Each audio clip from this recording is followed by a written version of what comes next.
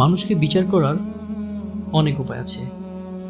কেউ কারো বাহ্যিক সৌন্দর্য দেখে মুগ্ধ হয়, কেউ আবার তার সম্পদ বা সামাজিক অবস্থান দেখে মূল্যায়ন করে। প্রকৃত অর্থে একজন মানুষের মর্যাদা, মহত্ব ও উচ্চতা তার দেহের আকারে নয়, বরং তার চিন্তাধারা, আদর্শ ও মানসিকতার মাধ্যমে প্রকাশ পায়।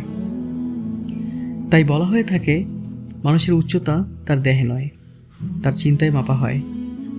শারীরিক উচ্চতা মানুষের জন্মগত বৈশিষ্ট্য, এটি প্রকৃতির দান, যার উপর মানুষের খুব বেশি নিয়ন্ত্রণ নেই। কিন্তু চিন্তার উচ্চতা অর্জন করতে হয় জ্ঞান, অভিজ্ঞতা, শিক্ষা ও আত্মা উন্নয়নের মাধ্যমে। একজন মানুষ শারীরিকভাবে খাটো হতেই পারে, কিন্তু তার চিন্তা যদি উদার, মানবিক ও দূরদর্শী হয়, তাহলে তিনি সমাজে একজন মহান ব্যক্তি হিসেবে পরিচিত হবেন।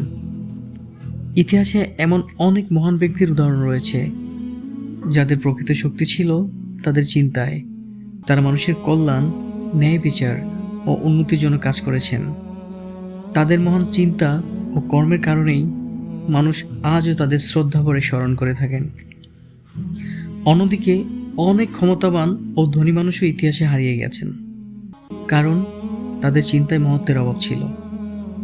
উচ্চ চিন্তার মানুষ কখনো সংকীর্ণতা, হিংসা বা স্বার্থপরতায় বিশ্বাস করেন না। তারা অন্যের ভালো চায়, সমাজের উন্নয়নে ভূমিকা রাখে এবং মানুষের মধ্যে ভালোবাসা ও সম্প্রীতি ছড়িয়ে দেয়। তাদের দৃষ্টিভঙ্গি বিস্তৃত হয় এবং তারা সবসময় ইতিবাচক পরিবর্তনের কথা ভাবেন। এমন মানুষই প্রকৃত অর্থে সমাজের নেতৃত্ব দেওয়ার যোগ্য।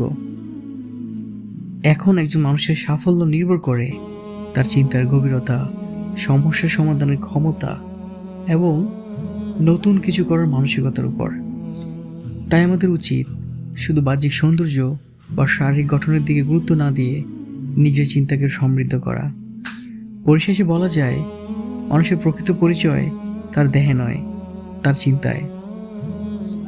মহান চিন্তা মানুষকে মহান করে, আর উন্নত মানসিকতা তাকে সমাজে সম্মানিত করে তোলে।